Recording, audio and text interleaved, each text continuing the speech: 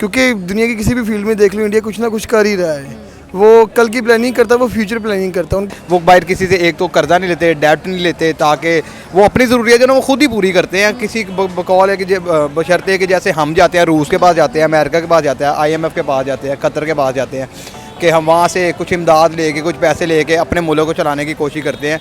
तो वो उनका अपना जो कैपिटल है ना, वो खुद अपना जनरेट करते हैं। वो कैपिटल को रोज़ हमारी जो है ना सूद की वो शरह बढ़ रही है, नए हमसे जो है ना ताल्लुकात तोड़ रहे हैं, रोज़ नए नए मुआहदे हो रहे हैं। हमारा अब देखिए सूबा बलूचिस्तान है, वहाँ से गैस डीजल सारा आपका ईरान जा रहा है, हमारे पास खुद नहीं है। ये तो बेस्ट है कि इंडिया ने ये काम स्टार्ट किया। ये तो आपको ही पता है कि इंडिया दिन ब दिन पाकिस्तान से ज़्यादा तरक्की करता जा रहा है। पाकिस्तान को अगर हम लोग देखें तो पाकिस्तान में ये है कि यहाँ पे निज़ाम ही कोई नहीं है। कितने बड़े बड़े ब्रांड्स हैं और वो सारे आउट ऑफ कंट्री वालों के हैं। हमारा कुछ भी नहीं, हमारा जो है सारे हमारे, बस मैं आपको क्या बताऊँ, ऐसी बातें जो मैं कर नहीं सकता। तो बस अल्लाह हमारे हाल पर रहम फरमाए।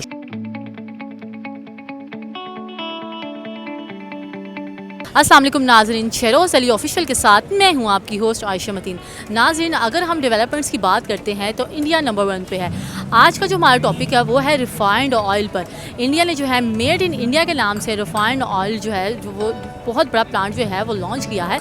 आइए पाकिस्तानी अवाम की तरफ चलते हैं और उनसे रिव्यूज़ लेते हैं कि वो इस बारे में क्या कहते हैं।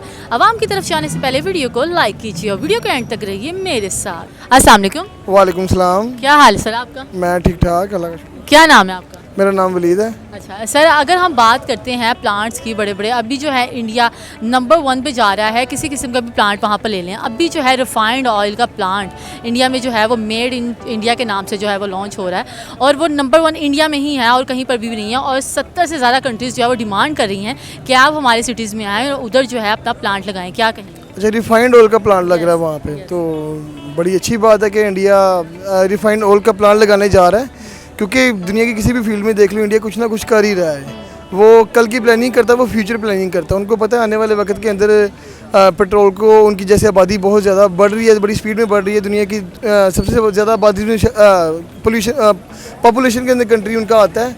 तो उन्होंने फ्यूचर प्लानिंग के लिए वहाँ पे प्लांट लगाने स्टार्ट किए हैं और बहुत सारे अपने शहरों में लगाएंगे भी और बहुत सारी कंट्रीज़ भी उनको ऑफ़र करेंगे, यार हमारे पास आके अपना प्लान लगाओ, ताकि इंडिया ना बेसिकली एक कोई ना कोई बिज़नेस का हब बन चुका हुआ है। जो कोई भी इंडिया के साथ बातचीत करता है या दोस्ती डालना चाहता है ना, इसलिए नहीं करता कि वो इंडिया के साथ कोई पर्सनल दोस्ती करना चाहता है, वो उनके साथ बिज़नेस करना चाहता है। तो इसलिए उनके साथ वो बिज़नेस को ग्रो करने के लिए, अपने मुल्क को इंडिया के साथ अच्छी दोस्ती करने के लिए, उनसे इंपोर्ट एक्सपोर्ट करने के लिए कुछ ना कुछ इंडिया के साथ उनको इस तरह से अपने रिलेशंस को स्ट्रॉन्ग करना पड़ता है कि वो। तो आपने अगर रिलेशंस की बात की तो क्या हमें इंडिया के साथ रिलेशन स्ट्रॉन्ग नहीं करना चाहिए?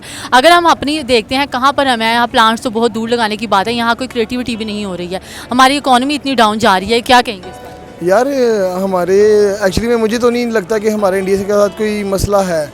मसला सिर्फ हमारा बॉर्डर्स तक का है। अगर किसी भी अवाम से यहाँ से पूछ लें, आप मुझसे पूछ लें, कि लोग रैंडमली किसी से और से भी जाके पूछ लें, हमारे इंडिया के साथ मसला ही कोई नहीं है। उनके साथ दोस्ती करो यार, मिलके मैचेस भी खेलें, उनके साथ ट्रेड भी करें। वो भी उर्दू बोलने वाले हैं, हम भी उर्दू बोलने वाले हैं। तो ये सारे मसलों को एक साइड पे रखें। अगर हम बीइंग ह्यूमन, अगर इंसानियत को देखें तो उनके साथ दोस्ती करना एक अच्छा इखलाक की बात होगी। लाइक हम तो पाकिस्तानी हमेशा से यही चाहते आ रहे हैं, हमारी अवाम भी यही चाहते हैं कि इंडिया के साथ हम दोस्ती करें, हमें उनके से बहुत फ़ायदा होगा। और मैं ये बात पे बिल्कुल एग्री भी करता हूँ कि इंडिया को भी हमसे फ़ायदा होगा। ये बात नहीं कि लाइक इंडिया एक सुपर पावर है, माना बनने वाली सुपर पावर है, हम भी कुछ ना कुछ क्रिएटिव हैं यार, हमसे भी उनको फ़ायदा होगा। बिल्कुल, हमारे अगर आपने क्रिएटिविटी की बात की, यहाँ पर भी बहुत ऐसे बच्चे हैं, इंटेलिजेंट हैं, इंजीनियर्स हैं, लेकिन फिर भी यहाँ पर उनको प्रमोट क्यों नहीं किया जाता जो बाहर का रुख कर लेते हैं?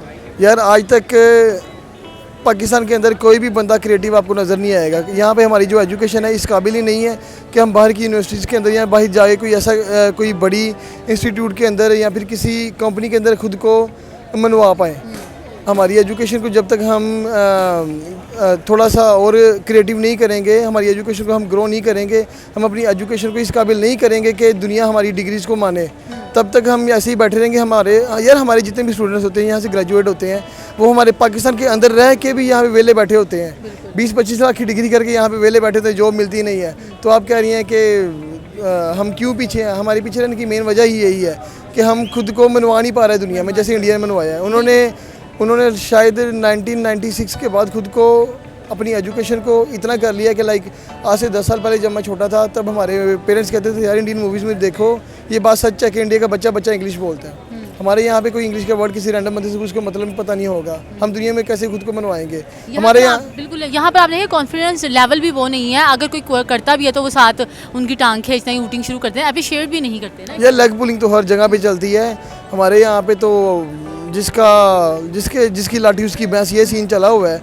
जो गरीब बंदा गरीब से गरीब तर होता जा रहा है, अमीर अमीर तर से होता जा रहा है। तो डेट्स तो इट। क्या कहते हैं आगे फ्यूचर में कोई बेहतरी के चांसेस लगते हैं अगर हुकूमत स्टेबल हो जाती है तो क्या कहते हैं कि आगे हमारी इकोनॉमी कुछ बेहतर हो सकती है, कुछ मामला बेहतरी की तरफ जा सकते हैं? यार गवर्नमेंट को लेके तो हम आवाम खुद थक चुके हुए हैं कि हमें नहीं नज़र आ रहा कि आगे क्या होगा, पर हम अपने एंड से अगर कोशिश करते रहें, कुछ ना कुछ अपने मुल्क के लिए करते रहें, गवर्नमेंट को छोड़ दो, अपने मुल्क के लिए हम कुछ ना कुछ करते रहें, तो होप्स हो कि आने वाले कुछ सालों में हमारा मुल्क पाकिस्तान एक अच्छे रस्तों पे होगा इंशाल्लाह। Thank you so much. अस्सलाम वालेकुम। वालेकुम अस्सलाम। क्या हाल है सर आपका? ठीक, आप सुनाए? अल्लाह का शुक्र। अल्लाह का शुक्र, मैं बिल्कुल ठीक ठाक हूँ। सर अगर हम इंडिया की डेवलपमेंट्स की बात करते हैं तो उनकी क्या ही बात है, हर एक दिन ब दिन अगर आप साल के 2023 में भी देख लें उनकी बड़ी डेवलपमेंट्स हुई हैं, खाली इसी साल में, उससे पहले भी देखें ऑनवर्ड बहुत ज़्यादा है। अगर हम बात करते हैं प्लांट्स की तो उन्होंने है रिफाइंड ऑयल का प्लांट जो है उधर अपना नंबर 1 पे वही है, अभी उनके पास ही आया है और 70 से ज़ायद कंट्रीज़ जो हैं वो डिमांड कर रही हैं कि आप हमारे मुल्क में आके लॉन्च करें और उनकी डिमांड बढ़ती चली जा रही है। क्या कहेंगे इस बारे में? मैं इस बारे में यही कहूँगा कि ये तो बेस्ट है कि इंडिया ने ये काम स्टार्ट किया है। ये तो आपको ही पता है कि इंडिया दिन ब दिन पाकिस्तान से ज़्यादा तरक्की करता जा रहा है। पाकिस्तान को अगर हम लोग देखें तो पाकिस्तान में ये है कि यहाँ पे निज़ाम ही कोई नहीं है। जब एक चीज़ आर्मी ने ही कंट्रोल करनी है, ठीक है, साफ बात है, साफ सबको नज़र आ रहा है, एक चीज़ आर्मी ने ही कंट्रोल करनी है तो आर्मी तो चाहेगी नहीं कि पाकिस्तान आगे बढ़े। उनके तो क्या कहते हैं जो काम है, जो उनका कोई अंदर खाते जो सा निज़ाम है वो तो उनका रुक जाएगा इन चीज़ों पे। अगर हम रशिया से भी सुना था कि वो लेने की बातचीत हो रही है ऑयल का, हम उनसे ऑयल ही नहीं ले पा रहे हैं तो फिर रिफाइंड ऑयल की तरफ कहाँ जाएंगे? तो आप ये देखें इंडिया स्टेप बाय स्टेप करके रशिया से उन्होंने बड़े चीपर प्राइस में ऑयल लिया है और रिफाइंड का वहाँ अपने आप फाइनली उन्होंने प्लांट ही बना लिया है और नंबर 1 पे है। तो आप क्या कहते हैं एक एक करके इंडिया की डेवलपमेंट ऑटोमोबाइल में देख लें, IT में देख लें, और भी बड़ी सब डोमेन्स हैं, तो इसके बारे में क्या कहना चाहिए? IT की अगर आप उनकी डोमेन देखें तो आप देखें कि जो उनका अमेरिका के साथ मुआहदा हुआ है वो 1 ईयर का 41 बिलियन के हिसाब से है। मेरे सर ने हम लोगों को ये चीज़ बताई है। मैं खुद IT का स्टूडेंट नहीं, मतलब BSc कर रहा हूँ अभी मैं, और अभी मेरा 4th सेमेस्टर है। और सर ने बोला कि उन्होंने पाकिस्तानियों के साथ करना पसंद नहीं किया। क्यों? क्योंकि हमारी आवाम जो उनसी है ना वो खुद इस चीज़ में बिल्कुल सही नहीं है। हमारे जो कुछ स्टूडेंट है ना वो सिर्फ वहाँ पे डिग्री लेने के लिए गए हुए हैं। मैं खुद इस चीज़ का झूठ नहीं बोलूँगा कि मैं खुद इस चीज़ में पढ़ रहा हूँ ना, काफ़ी बच्चे इस चीज़ से भाग जाते हैं कि हम लोगों को बैठ के ना कोडिंग के लिए अपना दिमाग ख़राब करना पड़ेगा। झूठ नहीं, शॉर्ट की तरफ जाते हैं। हाँ, वो शॉर्ट की तरफ जाते हैं कि यार हम लोग सिर्फ डिग्री लें इस चीज़ की और ठीक है हम लोगों को 4 ईयर डिग्री मिल गई, हम कोई भी गवर्नमेंट जॉब कर लेंगे। तो आप क्या कहते हैं क्यों अब उन्होंने मेहनत करके इतनी स्ट्रगल से वो आगे गए हैं, इंडिया का आप एक एक बच्चा देख लें, लेकिन उनकी बात ये प्लस पॉइंट है वो उनको प्रमोट करते हैं अपने छोटे से छोटे बच्चों को, वो मेहनत करते हैं। तो क्यों मेहनत का जज्बा हमारे अंदर पैदा नहीं होता? हमारे अंदर मेहनत का जज्बा इसलिए पैदा नहीं हो रहा क्योंकि हमारी हुकूमत जो है वो किसी भी चीज़ में सपोर्ट नहीं करती। अगर हम लोग आज से 4-5 साल पीछे जाएं तो एक चीज़ अगर शहबाज शरीफ साहब ने सही की थी, जो इन्होंने लैपटॉप्स दिए बच्चों को, ठीक है ना, उसके बाद नवाज क्या कहते हैं इमरान खान साहब की हुकूमत आई, इन्होंने मतलब कोरोना आ गया, जो साफ बात है। कोरोना मेन रीज़न ये थी कि कोरोना में जो सा बच्चों ने पढ़ा ही नहीं। बिल्कुल एजुकेशन सिस्टम की अगर बात करते हैं बिल्कुल डाउन चली गई है, और इंडिया जो डाउन पे था वहाँ पर वो अब चला गया। IT लेवल उनका देख लें, आप सॉफ्टवेयर लेवल देख लें, और आप देखें ऑटोमोबाइल उनकी हर चीज़ में इंजीनियर उनके परफेक्ट है, उनके बिल्कुल परफेक्ट है। हमारे में सिर्फ ये है कि हमारी जो सी आवाम है ना वो खुद इस चीज़ की बिल्कुल सही नहीं है। अगर हम लोग अपने क्या कहते हैं, आप क्या कहेंगे किस तरह से मुल्क स्टेबल हो सकता है, यहाँ एजुकेशन सिस्टम किस तरह से ठीक हो सकता है, किस तरह से हम बातों को बेहतरी की तरफ लेके जा सकते हैं? एजुकेशन सिस्टम हमारा इसी तरीके से सही हो सकता है कि हम लोग जो सा हमारी गवर्नमेंट को चाहिए कि वो हमारे जो प्राइवेट अदारे हैं ना, कम से कम आप खुद देखें कि प्राइवेट सेक्टर्स की फ़ीस अगर कोई बंदा पे कर रहा है ना, तो प्राइवेट सेक्टर में जो तालीम मिल रही है वो गवर्नमेंट में नहीं मिल रही। गवर्नमेंट का टीचर अगर बैठ के खा रहा है ना तो वो बच्चों को पढ़ाने नहीं आ रहा, वो सिर्फ अपनी सैलरी लेने आ रहा है। आप ये चीज़ खुद मानेंगी, आप किसी क्या कहते हैं गवर्नमेंट स्कूल में जाके ये चीज़ चेक कर लें कि एक टीचर ना सिर्फ कुर्सी के ऊपर बैठा हुआ है और अपनी टांगें यहाँ बच्चों से दबा रहा होगा, यहाँ बैठा हुआ सिर्फ अपने फ़ोन पे मोबाइल की रील्स चला रहा है। ये देखें, ये तो बिल्कुल ही नॉन सीरियस बात है। आप ये देखें, अगर हम नरेंद्र मोदी साहब को देखते हैं, वो हर एक इदारे को, अपने हर एक बच्चे को बड़ी रिस्पेक्ट देते हैं, और वहाँ के अगर हम कोई बड़े बड़े रियलिटी शोज़ भी देखें तो वो देखें आप कितना ऑनर से जज खड़े हो जाते हैं। ऑनर से जज तो क्यों, क्या कहते हैं, हम उनसे कुछ सीख नहीं सकते? हम उनके साथ ताल्लुकात बेहतर नहीं कर सकते? इंडिया के साथ ताल्लुकात बेहतर हो सकते हैं अगर हम लोग चाहें तो देखें, हमारी आवाम का उनके साथ कोई ज़ाती दुश्मनी नहीं है, सिर्फ हमारी इस्टेब्लिशमेंट जो सी है या हमारी गवर्नमेंट जो सी है ना वो नहीं चाहती, जो साफ बात है। क्योंकि आधे से ज़्यादा तो हमारी आर्मी या क्या कहते हैं ये गवर्नमेंट जो सी है यही कह देती है इंडिया ने हमारे पे आज हमला कर दिया, इंडिया ने हमारे पे ये कर दिया, इंडिया ने हमारे पे वो कर दिया। नहीं, अगर इंडिया ही सारा कुछ कर रहा है तो इसमें कोई ना कोई लिंक तो हमारा भी होगा, फॉल्ट है ना, ये आप भी मानेंगी इस चीज़ का। नहीं, क्योंकि सारी आवाम एक जैसी नहीं है। ये क्या कहते हैं, अगर हम लोग बाद में क्या कहते हैं उस चीज़ की कि इमरान खान साहब ने एक ही बात की थी कि वो जब इंडिया गए तो तब इंडिया की आवाम ने भी उन लोगों को पसंद किया। पता नहीं इंडिया गए थे कि अमेरिका में या दूसरे कंट्रीज़ में, आप देखें कितना इमरान खान साहब को पसंद किया जाता। अब आप अगर हम लोग सियासत की तरफ बात करें ना तो ये क्या सारी जमात उनकी तोड़ दी, वो फवाद चौधरी जो सा वो इधर निकल गया, इधर निकल गया, बच्चों ने कहाँ पे पढ़ना है, आप मुझे बस ये बताएं। बिल्कुल इससे ऐसा तो क्या कहते हैं, अगर हुकूमत स्टेबल हो जाती है अपकमिंग तो हालात कुछ बेहतर हो सकते हैं। हालात बेहतर हो सकते हैं अगर गवर्नमेंट चाहे तो। आप प्राइजेस इंक्रीज़ देखें कि आज से अगर हम लोग 4 साल पहले चल जाए ना, पेट्रोल की कीमत जो सी है वो 150 रुपये थी, 162 रुपये अब हुई है, 12 रुपये के पता नहीं 15 रुपये अब कम किया है इन्होंने, पहले तो बिल्कुल कम नहीं थी। बिल्कुल, तो आप क्या कहते हैं नरेंद्र मोदी साहब को क्या कहना चाहेंगे उनकी इतनी अचीवमेंट्स पे और इतनी डेवलपमेंट्स पे क्या कहना चाहेंगे, और हमें उनसे सीखना चाहिए कि नहीं, हम लोगों को उन लोगों से ज़रूर सीखना चाहिए, क्योंकि उनके अगर बच्चे आज अपने मुल्क का नाम रोशन कर रहे हैं ना, अपने मुल्क के में जाहिर सी बात है कमा रहे हैं, अब उनके मुल्क की रैंकिंग बढ़ती जाएगी, उनका क्या कहते हैं रुपीज़ भी बढ़ते जाएंगे, जो साफ बात है। पाकिस्तान के क्यों कम है पैसे, इसी वजह से क्योंकि हमारे जो से आधे से ज़्यादा अवाम है ना, वो मैं झूठ नहीं बोलता इस चीज़ को, आम बोलूँगा, हमारे आधे से ज़्यादा बच्चे जो से है ना वो नशे, ठीक है ना, नशा पाकिस्तान में आम है। क्या कहते हैं गुंडागर्दी जो सी है वो भी अगर हम लोग एक हद तक देखें नॉर्मल है, ठीक है ना, और क्या कहते हैं बच्चियां हमारी जो सी है, क्या क्या सारे स्टेबल हुकूमत को ही करना चाहिए, जाहिर बात है हर एक जो है वो हुकूमत देखती है, हुकूमत को ही देखना चाहिए, हुकूमत को ही जाहिर सी बात है देखना चाहिए, और तो कुछ नहीं इस चीज़ में कर सकता है। ये आप मैं अगर स्टेप भी लेना चाहे ना तो हम लोगों को इन्होंने पीछे कर देना है। ठीक है sir, thank you so much. Thank you. अस्सलाम वालेकुम, वालेकुम, क्या हाल है सर आपका? अल्लाह का करम है। आप सुना? ठीक है, अल्लाह का शुक्र। सर क्या करते हैं आप? मैं फ़िलहाल फ्री हूँ, क्रिकेट खेलता हूँ। ओके सर, अगर हम बात करते हैं डेवलपमेंट के लिहाज से इंडिया नंबर 1 पे जा रहा है। अब उन्होंने जो है ऑयल रिफाइंड का जो प्लांट है मेड इन इंडिया के नाम से जो है वहाँ पर लगा लिया है, और 70 से ज़ायद कंट्रीज़ जो है वो डिमांड कर रही हैं कि हमें मेड इन इंडिया का प्लांट आप यहाँ पर भी आके लगाएं, तो क्या कहें? देखिए, जैसा कि वो तरक्की पे जा रहे हैं, हम देख रहे हैं माशाल्लाह। मैं तो उनको इस अचीवमेंट पे मुबारकबाद देना चाहता हूँ। हो सकता है मेरी ये आवाज़ उन तक पहुँच जाए, अल्लाह उनको और तरक्की दे, हमें भी दे। जैसा इन लोगों ने ये कोई बहुत बड़ी अचीवमेंट है, 70 से ज़्यादा ममालिक, जैसे कि आप कह रही थी, उन्होंने कहा है कि आप यहाँ भी आकर ये काम करें।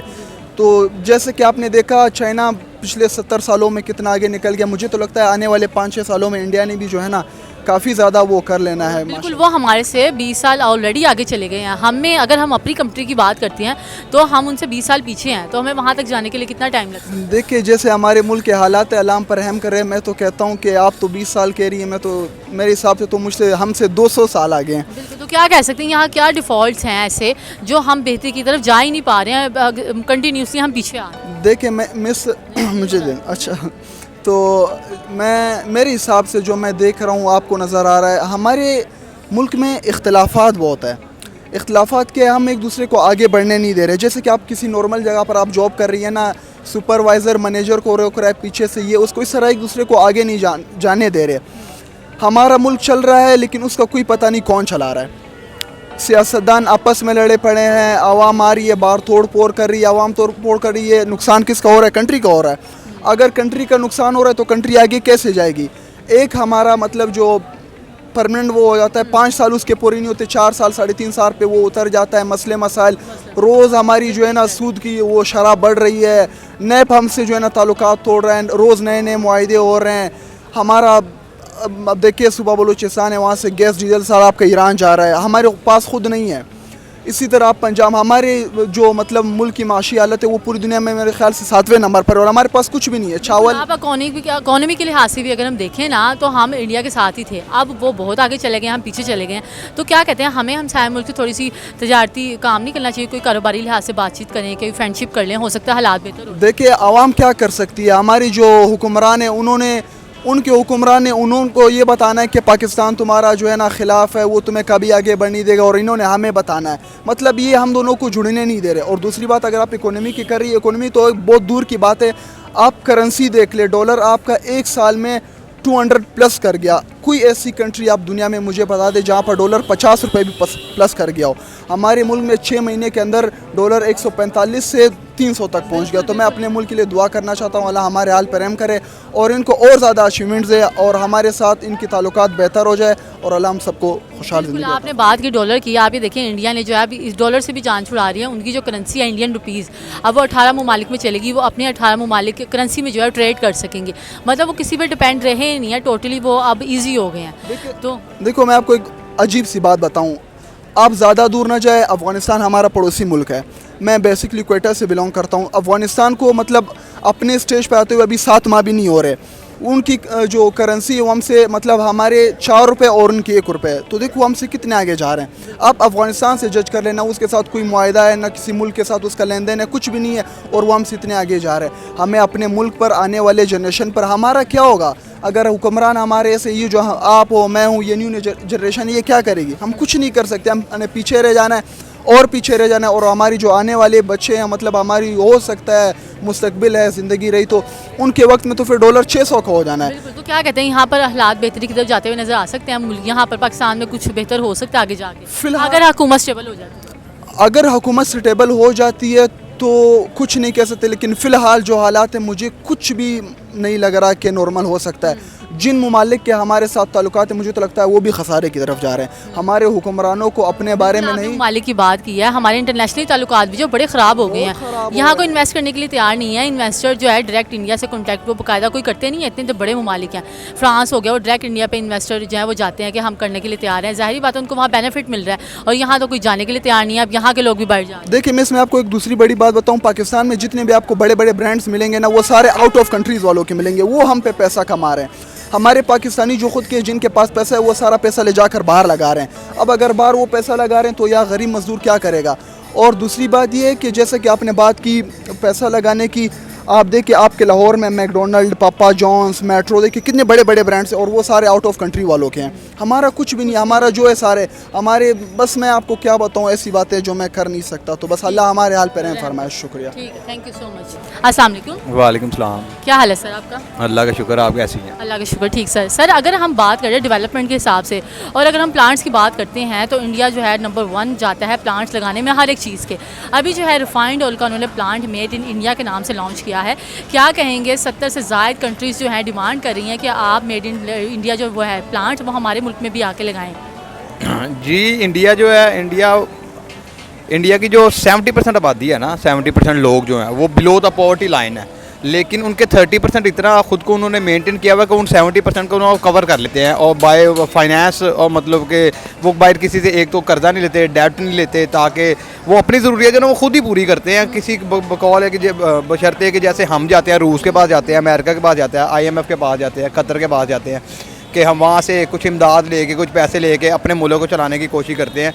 तो वो उनका अपना जो कैपिटल है ना वो खुद अपना जनरेट करते हैं। वो कैपिटल को यूटिलाइज इस तरह से करते हैं कि ताकि उनकी जो पॉवर्टी लाइन है वो भी थोड़ी अपग्रेड होती रहे और उनकी जो एसेट्स हैं, लाइक प्लांट्स, जैसे आपने बात किया प्लांट्स, और इसमें प्लांट्स में एनर्जी प्लांट्स हैं, ऑटोमोबाइल प्लांट्स हैं और पेट्रोलियम के प्लांट्स हैं, ठीक है। तो वो खुद उनको ना अपने कैपिटल को इस तरह यूटिलाइज करते हैं कि वो उसको, ताकि वो खुद भी अपनी उसको बनाने की कोशिश करते हैं, मतलब खुद बनाते हैं, खुद प्रोड्यूस करते हैं। IT है जैसे, और बिल्कुल आपने इसे कहा खुद बनाते हैं। आप भी देखिए अगर खुद उनकी मैन्युफैक्चरिंग ज़्यादातर होती है तो फिर उनके एक्सपोर्ट से आप देखिए उनकी इकोनॉमी कहाँ जाएगी? इकॉनमी मतलब ऑब्वियसली 1947 में हम इकट्ठे थे। इकट्ठे होने के बाद हमारी जो इकॉनमी और इंडिया की इकॉनमी वो तकरीबन सेम थी और मतलब कि by the passage of time they are मतलब कि spending their capital in positive way, like मतलब कि हमारे, मैं आपको एक छोटी सी एग्जांपल देता हूँ। हमारे एक एक्स फेडरल मिनिस्टर थे ख्वाजा साद रफीक साहब। तो ये जो बायोमेट्रिक सिस्टम था वोट्स के लिए, जो इमरान खान साहब कह रहे थे कि बायोमेट्रिक सिस्टम लगाते हैं, तो उन्होंने असम्बली के फ्लोर पे खड़े होकर कहा कि बायोमेट्रिक के लोगों को समझ नहीं आएगी, लोग जाहिल हैं। तो इट मीन्स कि आप मोर देन 30 to 35 ईयर्स आप हुकूमत में हैं, गवर्नमेंट में हैं और आप लोगों को इतने इतने काबिल नहीं कर सके कि वो एक अंगूठा लगा सकें। बिल्कुल एग्जैक्टली आप देखिए, अगर बात की है ये एजुकेशन सिस्टम पे सारी बात आती है। अगर यहाँ के इदारे बड़े अहदेदार इस तरह की बात करेंगे, ये बात उनकी नहीं करनी बनती थी। तो आप क्या कहते हैं, यहाँ का अगर पाकिस्तान को देखते हैं, यहाँ तो अब एजुकेशन सिस्टम ही इतना लो है। यहाँ जो पढ़ भी लेता है, कोई इंजीनियर्स हैं, कोई इस तरह का काम करते हैं, वो बाहर जाने का सोचते हैं। तो क्या कहते हैं, कब इधर बेहतरी आ सकती है, कोई चांस है कि नहीं? जब से ये 9 अप्रैल से शायद पीडीएम की हुकूमत आई है, गवर्नमेंट आई है, तो 9 अप्रैल से लेके येट अभी तक मोर देन 20,000 पढ़े लिखे लोग ऐसे हैं कि जो कि मूव कर चुके हैं ड्यू टू अनसर्टेनिटी और इन्फ्लेशन। और मतलब कि किसी को तो ये भी नहीं ना पता कि मैं अगर ये बाहर आया हूँ तो मेरे घर में मेरी इज्जत भी महफूज है कि नहीं, मेरी जान भी महफूज है कि नहीं। अगर फॉर एग्जांपल यहाँ पे मुझे कोई गोली मार जाए तो नो बडी कैन मतलब कि कोई भी आवाज़ नहीं उठाएगा कि यार इसको क्यों मारा है। बस यहाँ से मुझे उठा के हॉस्पिटल ले जाएंगे, हॉस्पिटल केस ख़त्म।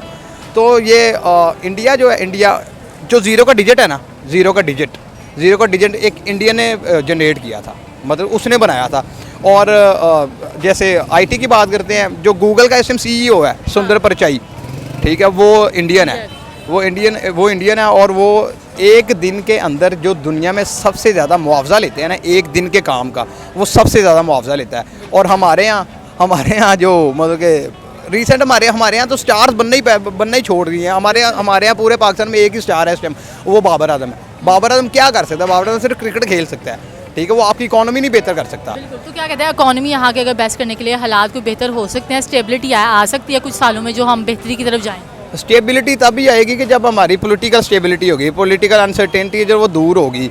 मतलब कि देखें, एक बड़े का काम होता है। अगर नरेंद्र मोदी साहब को देखें, उनका ये काम था, उन्होंने सब कुछ ठीक करना है, एक ओहदे पे आए हैं, उनको एक चले प्रॉपर एक टाइम भी मिला है, उसके बावजूद भी उन्होंने बड़े अच्छे तरीके से देखा। कहने को तो उनको एक चाय वाला कहा जाता है, ये बात जो ठीक नहीं है, ठीक है। इस तरह आप उनकी क्वालिटीज़ देखें तो क्या कहते हैं, उन्होंने बड़े अच्छे तरीके से सब कुछ मैनेज किया हुआ। हाँ बिल्कुल, बड़े अच्छे तरीके से मैनेज किया हुआ। अगर वो फॉर एग्जांपल चाय वाला भी है तो लेकिन उसकी परफॉर्मेंस देखें ना आपकी, उसने परफॉर्म कैसे किया, उसने मतलब कि लोगों को आके डिलीवर कैसे किया। और हमारे अगर एजुकेटेड लोग जो हैं, आप देखें क्या कर रहे हैं। हाँ, हमारे यहाँ एजुकेटेड लोग जो ज़्यादा पढ़ लेता है वो या तो पॉलिटिशियन बन जाता है। अगर कोई डॉक्टर है, इंजीनियर है, तो एक बड़े बड़े माफियाज बैठे हुए हैं। मतलब कि डॉक्टर का एक इतना बड़ा माफिया है कि वो जो यंग डॉक्टर था वो इवन के रुल रहे हैं अपनी सैलरी लेने के लिए।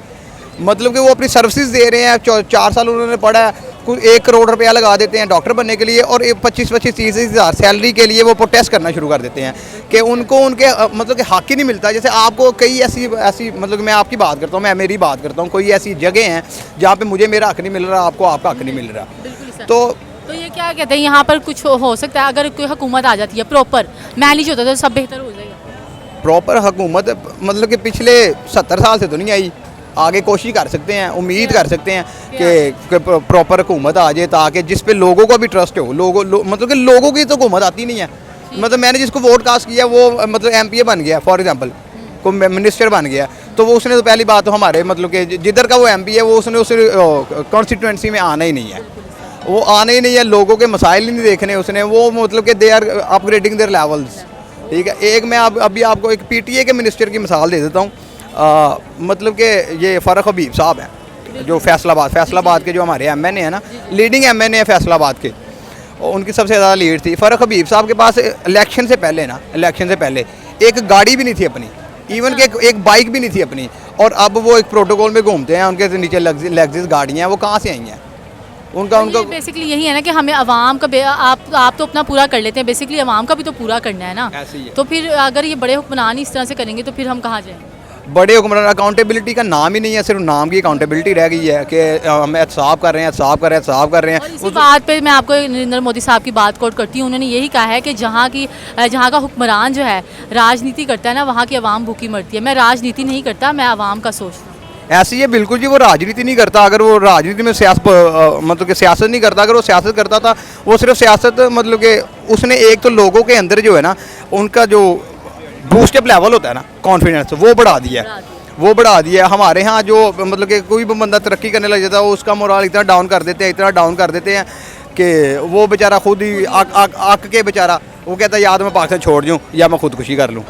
जी नाज़रीन, तो कैसी लगी वीडियो को लाइक कीजिए, शेयर कीजिए। इस तरह की मज़ीद वीडियोज़ को देखने के लिए हमारा चैनल ज़रूर सब्सक्राइब कीजिए। अल्लाह हाफ़िज़।